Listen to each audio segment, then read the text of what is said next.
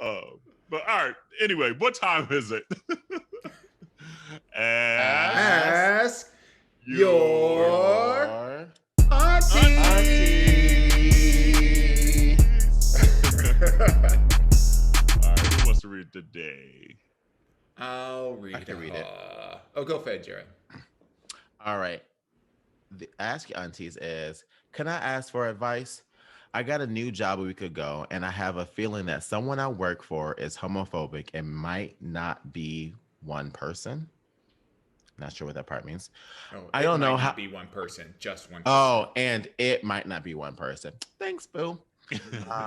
The it is missing community, so don't read, don't come for me. Listen. Okay, she can read. A reading rainbow.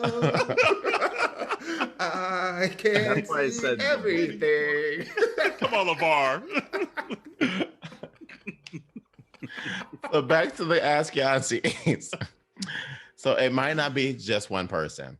I don't know how to act, and don't think I can hold my tongue if it escalates.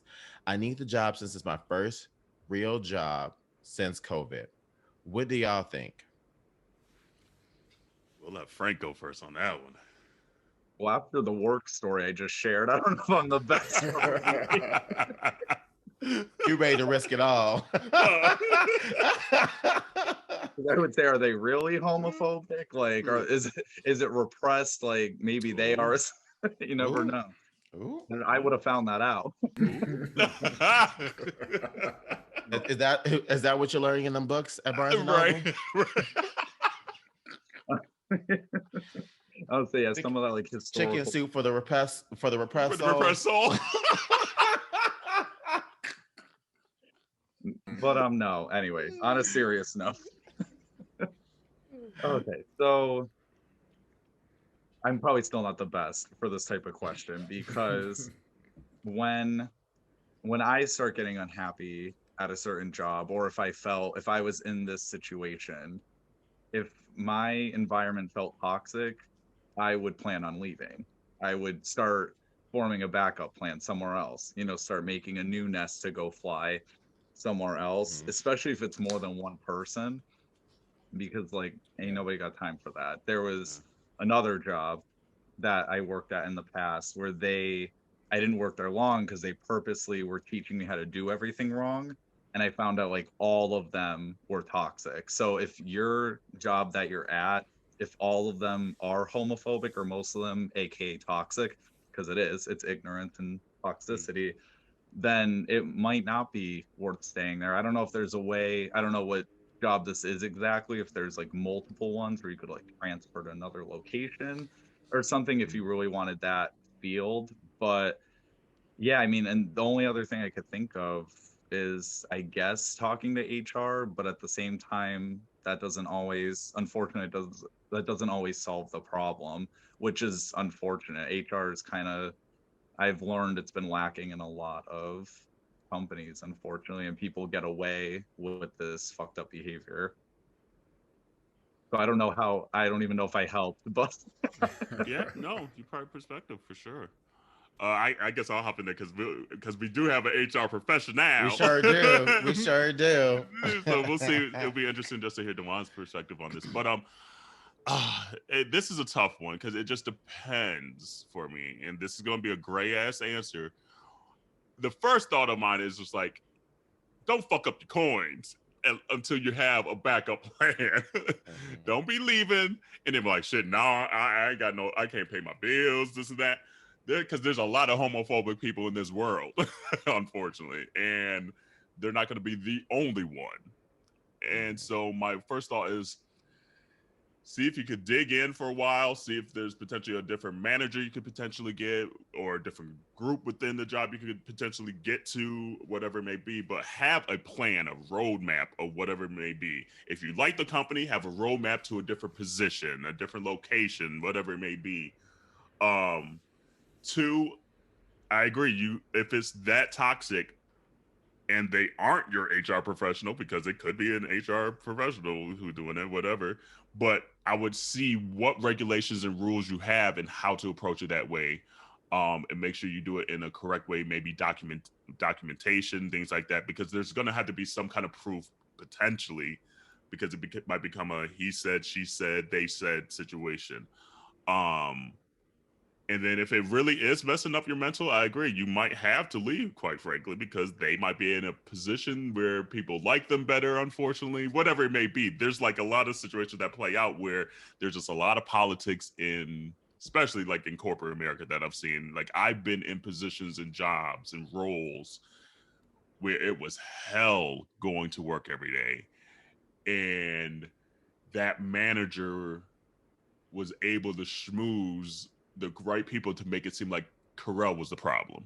So what did Carell do? I had to stick it out for a while, but I made me a game plan, I made me a roadmap, and got my ass out there, and ended up getting a promotion out of that bitch Man, too. and Carell is a fuzzy bunny. I mean, come on now, she ain't causing no problems Nothing, nowhere. especially now at work. I ain't got time for that bullshit. But I like looking back, even now that I'm older, I think she was either a little biased or a little threatened, because when I got into that role, I came in highly touted and things like that. And even at the customer that I was in, day out, they enjoyed my work and started going to me more than they went to my manager. And she wasn't feeling that. And it was creating some insecurities in her regard, but she had power over me because she was my manager. She was literally my direct manager. So that's a whole nother story for another day. That I haven't. Wow, 121 episodes. I guess I haven't shared that one. But long story short, have a game plan at minimum, because you can only control yourself at sometimes at a certain point, and you just getting up and escalating and quitting, that looks bad on you, because if you get fired, then that looks worse on your resume and things like that. So at least have a game plan to make sure that you're okay if you do have to up and quit or up and leave that role. Continue to network, continue to find jobs that you're interested in. But unfortunately, this person might not be the only homophobic person that you run into in the workforce. And that's the reason why my answer is to don't be afraid to speak up. Because of that. Because like Carell just said, this won't be the last homophobic person, and if the game plan for me personally, I think, is to always have a plan B, then you're running from the situation versus standing your ground. And this could be an opportunity to teach that person, honestly. So I would suggest just having just like a cordial conversation with the said person before you get to a place where you're too pissed off to then even be professional with the conversation, and giving that person the opportunity to then respect you. And then if the disrespect comes from there, then that's when I'm going to HR and being like, hey, I even said that this makes me feel uncomfortable, and the person is continuing to still then to do what they're doing. So that way you cover your ground, and it's not one of those, well, did you go and talk to them? Because some people, because sometimes they'll be like, oh, well, what did you do to try to solve, or to fix the issue, whatever the case is, because I've been at companies where sometimes management or HR frown upon you not trying to be a team player or whatever the case is, like having that kind of colleague communication or whatever the case is. So I would say do those two things.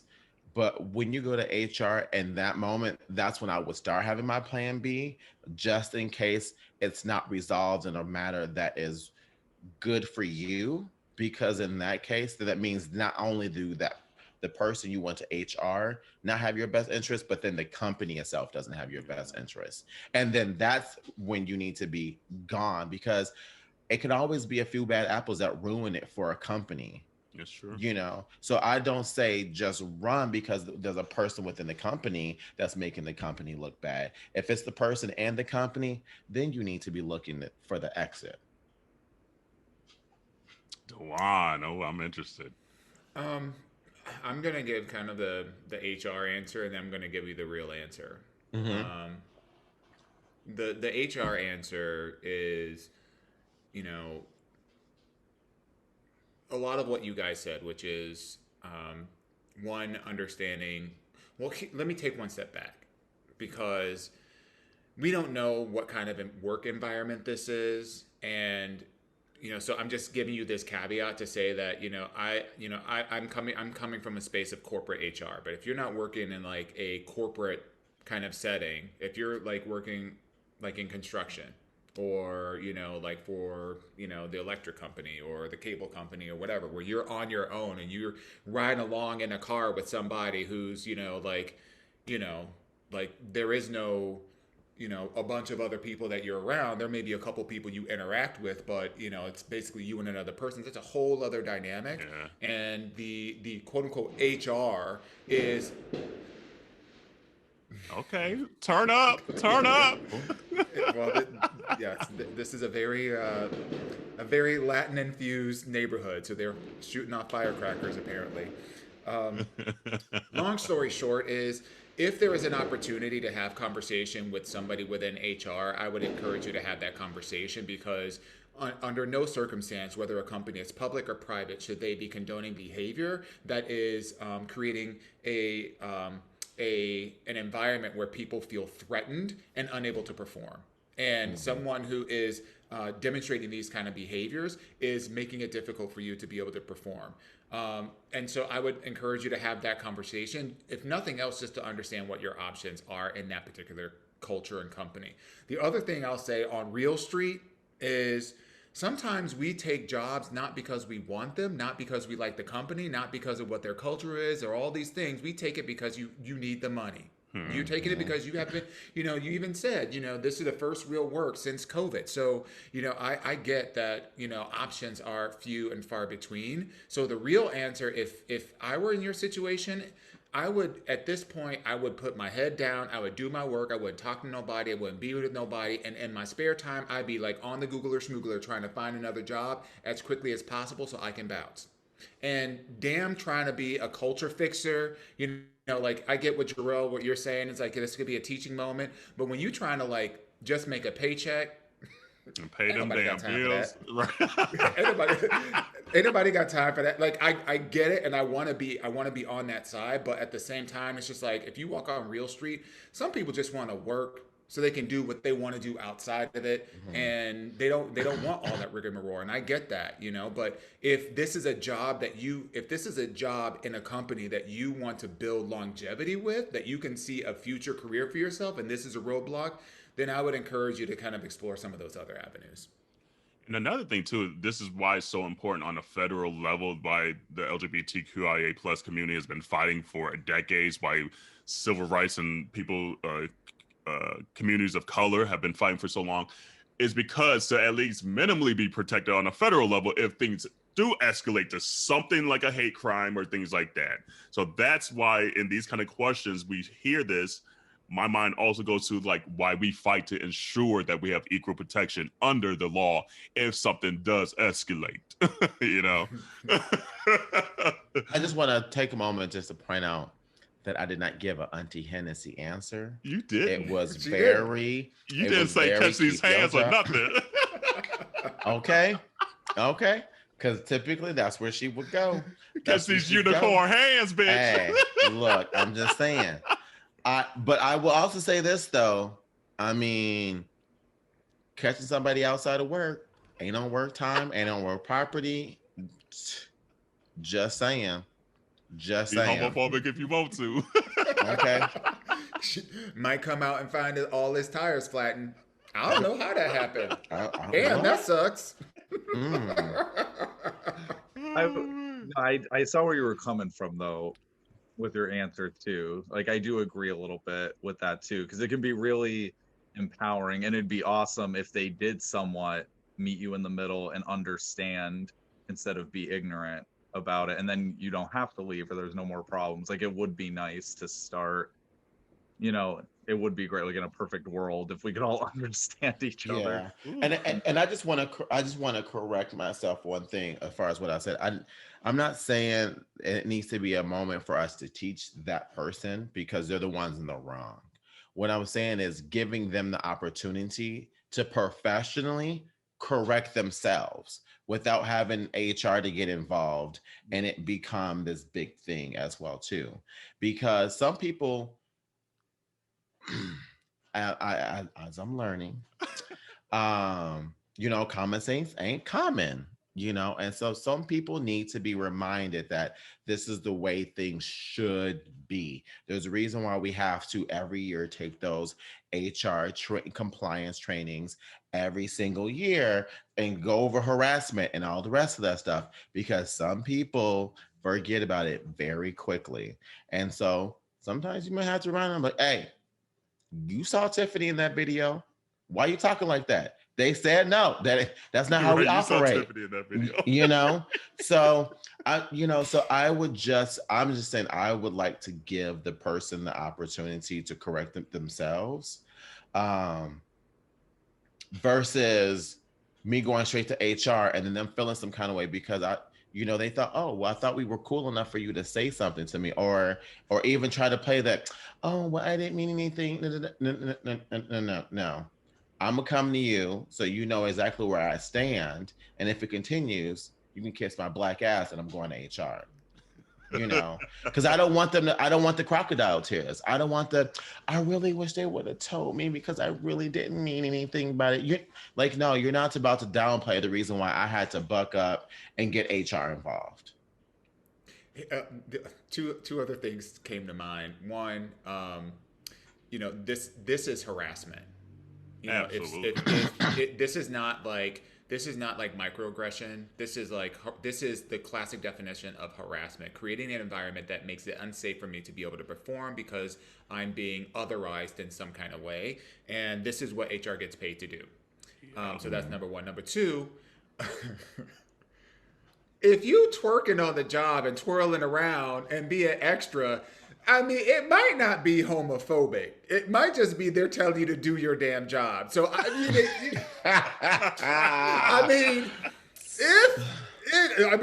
just. So sometimes sometimes we might just be feeling ourselves, like, oh, let me get Pride Month now. We like, let me get this TikTok in real quick, and you up there TikToking, and meanwhile, you got your boss over there holding a live wire because you got doing some electrical work, and you over there doing, like. It may not be truly homophobic. Mm-hmm. However, if it is a situation of harassment, if it is where they're making disparaging comments about your sexuality or someone else's sexuality or anyone's sexuality or sexual identity or any of these protected classes of things, then that's something that certainly you want to get someone who understands the legality involved to be able to support the conversation, but just be mindful of what you're classifying as homophobic behaviors, because we don't have a lot of insight to that, so we're making some generalizations, and by all means, I'm not victim shaming, but I'm just saying, let's have a balanced approach, right? Mm-hmm. Before we call a thing, let's make sure that thing is actually that thing. Right. But kind of on the, I guess, maybe continuation of that, when it says it might not be one person, it almost sounds like it's a cultural situation potentially at that job.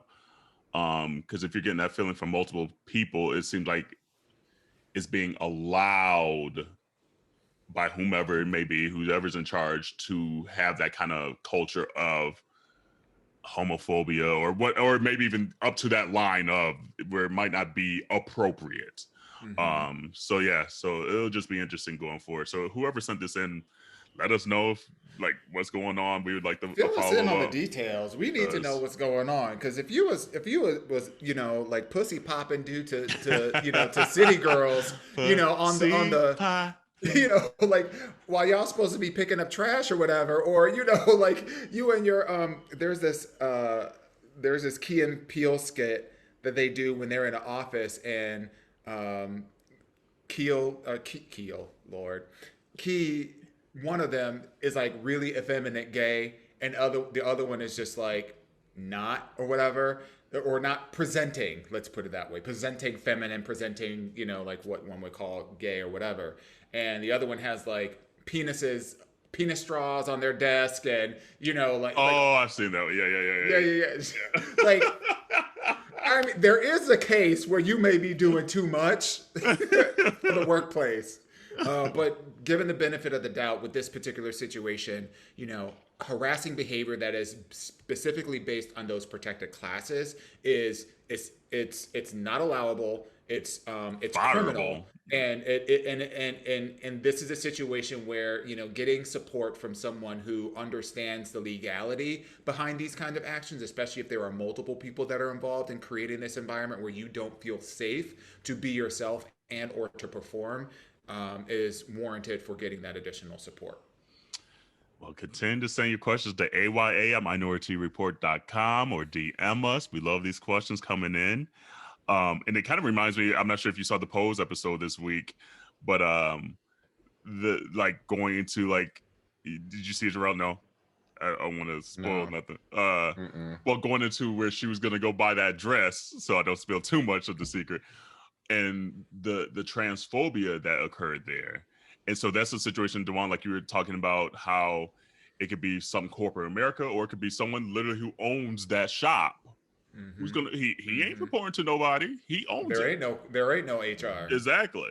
So it's like in those situations, having a federal level and state level protections that you could go file complaints against is so key, and that we continue to fight for it to maintain. Nowadays is so crucial. And if you don't have an HR, contact your local ACLU. That part. Get some legal representation because they will tell you what to do so that you can get your coins. I'm just saying. There are legal ramifications for this kind of toxicity. So, know your options.